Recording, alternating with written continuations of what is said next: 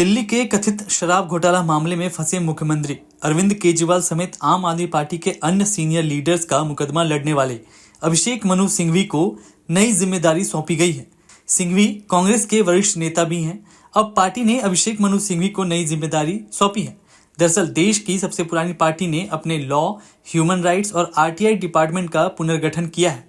Party आलाकमान ने senior leader और नामी वकील अभिषेक मनु सिंघवी को इस विभाग का अध्यक्ष बनाया है। उनके साथ अन्य सीनियर नेताओं और एडवोकेट को भी विभाग में शामिल किया गया है। कांग्रेस ने शनिवार को अपने कानून, मानवाधिकार और आरटीआई विभाग का पुनर्गठन किया। अभिषेक मनु सिंघवी को इसका अध्यक्ष नियुक्त किया गया। विभाग में वरिष्ठ वकील सलमान खुर्शीद, केटीएस तुलसी और विवेक तनखा जैसे लोग शामिल हैं। पार्टी की ओर से जारी एक बयान के मुताबिक कांग्रेस अध्यक्ष मल्लिकार्जुन खड़गे ने एआईसीसी कानून, मानवाधिकार और आरटीआई विभाग के पुनर्गठन के प्रस्ताव को तत्काल प्रभाव से मंजूरी दे दी है। सिंघवी को विभाग का अध्यक्ष नामित किया गया है। पैनल में खुर्शीद, तनखा, तुलसी, हरिन रावल, प्रशांतो सेन, देवदत्त कामत और विपुल माहेश्वरी शामिल हैं। कार्यकारी पैनल में मोहम्मद अली खान सचिव हैं। कांग्रेस अध्यक्ष मल्लिकार्जुन खड़गे ने राजनीतिक रूप से महत्वपूर्ण विभाग का पुनर्गठन किया है। अभिषेक मनु सिंघवी को अध्यक्ष बनाया गया है। इस विभाग में अमन पवार, उमर होदा, ईशा बख्शी, अर्जुन शर्मा, निशांत मंडल, अमित भंडारी, तरन्नुम चीमा, निगोम्बम बुम्बेंडा मैतई, लाल नुहलई रालते और स्वाति ड्रेक कार्यकारी पैनल के सदस्य हैं। अभिषेक मनु सिंघवी कई हाई प्रोफाइल मुकदमे लड़ रहे हैं। इनमें दिल्ली के मुख्यमंत्री अरविंद केजरीवाल का मामला भी शामिल है। दिल्ली के कथित शराब घोटाला मामले में ईडी और सीबीआई ने सीएम केजरीवाल को गिरफ्तार किया है। सीबीआई ने जहां दिल्ली आबकारी नीति में भ्रष्टाचार के आरोप में केजरीवाल को हिरासत में लिया है, तो ईडी ने उन्हें मनी लॉन्ड्रिंग के मामले में पकड़ा था। अभिषेक मनु सिंघवी दिल्ली हाई कोर्ट से लेकर सुप्रीम कोर्ट तक में केजरीवाल के मुकदमे की पैरवी कर रहे हैं। सिंघवी मनीष सिसोदिया के मामले की भी पैरवी कर रहे हैं। Whose identity badge is of a graceless and fuming electoral loser. Yes. Whose approach is to control by hook or by crook, usually more by crook and less by hook. Yes. So friends, make no mistake about it. As I will demonstrate shortly, this bill is completely unconstitutional. It is fundamentally anti-democratic.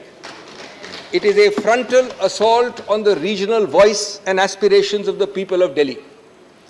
It violates all principles of federalism, all norms of civil service accountability, all models of assembly-based democracy, and of course, it violates, as I will demonstrate, the basic structure. Friends, it is not about this NCT government or that. It is the deliberate regression from a people's government guaranteed to the people of Delhi 30 years ago. And hence it is a decimation of the most fundamental constitutional values on the basis of which 239AA and that entire chapter was passed. That is why, friends, we must all collectively rise to oppose it. Because otherwise, friends, Iqbal's words will haunt us when he talked of Tariq ki nazrein. And he said, लम्हों ने खता की, सदियों ने सजा पाई. Friends, we must also collectively oppose it because someday this anti-federal knock will come at your door. ये उनके लिए सोचने की बात है जो इस बिल का समर्थन कर रहे हैं या समर्थन करने की घोषणा कर दी है। जो आज दिल्ली सरकार के साथ हैं, शायद कभी आपके पास भी जल्द ही आपके साथ भी ऐसा ही हो सकता है। सबका नंबर आ सकता है। उस वक्त जब नंबर आएगा तो आपको सिर्फ याद आएंगे मार्टिन न्यूमेलर के वर्ड्स। वो पुराने जाने माने शब्द हैं लेकिन मैं दोहरा रहा हूं। First they came for the socialists and I did not speak out because I was not a socialist. Then they came for the trade unionists and I did not speak out because I was not a trade unionist. Then they came for the Jews and I did not speak out because I am not a Jew. Then they came for me and for you. And there was no one left to speak for us. Friends, what does, let me start with my two heads. What does this bill do textually first? And secondly, what is the consequence of that text? Let me deal with these two aspects first. दोस्तों, ये bill एक civil services authority बनाता है और उसको व्यापक शक्तियां देता है सुझाव देने की, हर नियुक्ति, हर स्थानांतरण, हर चीज के बारे में, ग्रेड ए अफसर से लेके दानिक्स अफसर तक।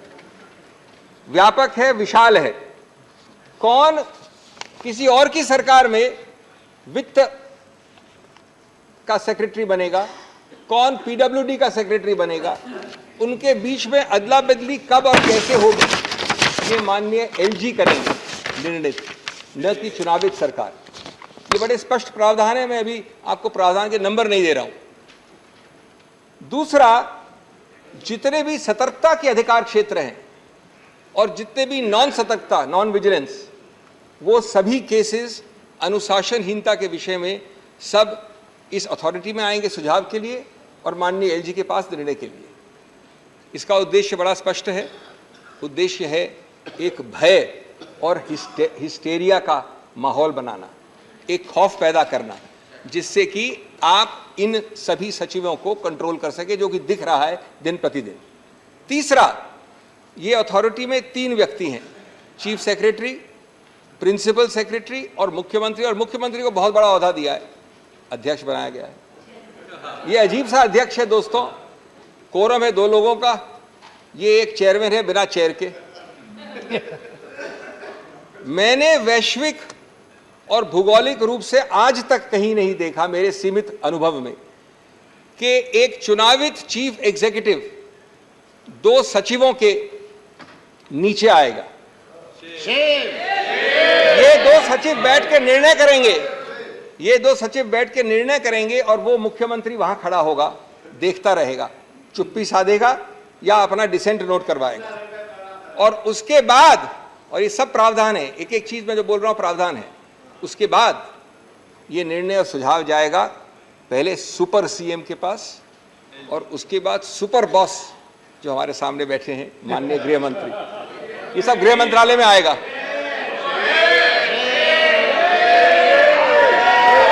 चौथा दोस्तों,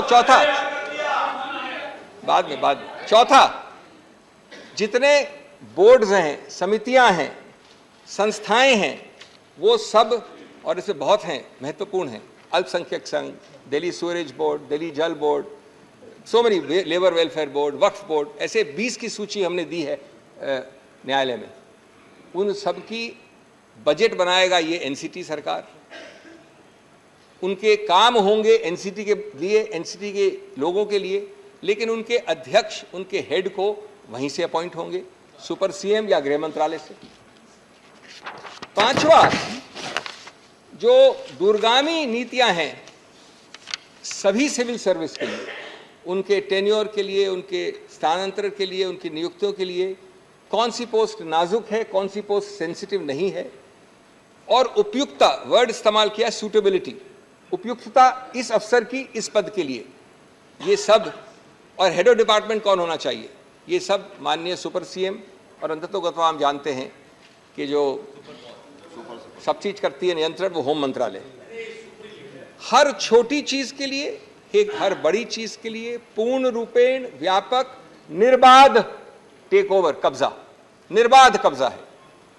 माननीय प्रधानमंत्री, माननीय गृह मंत्री, आप जैसे उच्चतम पद पर विराजमान महानुभाव, क्या आप अफसर क्लासेस के लिए निचले से लेके सेक्रेटरी तक नीतियां आप बनाना चाहते हैं? कम से कम वो तो एक छोटे ओहदे वाले मुख्यमंत्री के पास छोड़ दीजिए। Sixthly, friends, the secretary, this is amazing. The annals of history of legislation have not seen bills like this. The secretary of the department is made in charge of preparing and authenticating every memo, including cabinet notes. Not bad yet. Disagreements between the secretary and the minister have to be recorded in writing and then sent to the LG, and the secretary in the act itself, in the bill itself says that the secretary may write on the note which he sends to the LG why the secretary thinks that the Council of Ministers is taking a decision contrary to law. Any law. Law means any law. Any law of India, in the opinion of the Secretary, is being violated by the Council of Ministers, goes to the LG. It makes, friends, the elected government hollow. A Chief Minister paralyzed, unable to act. Any minister shivering before his or her Secretary. And the bureaucracy looking up to the LG even for sneezing. And the LG, of course, looking up to the Home. और आप हमसे जुड़े रहने के लिए subscribe करें YouTube पर, follow करें Twitter पर और लाइक करें Facebook पर। और ज्यादा जानकारी के लिए आपको टाइप करना होगा सिर्फ न्यूज़ नशा।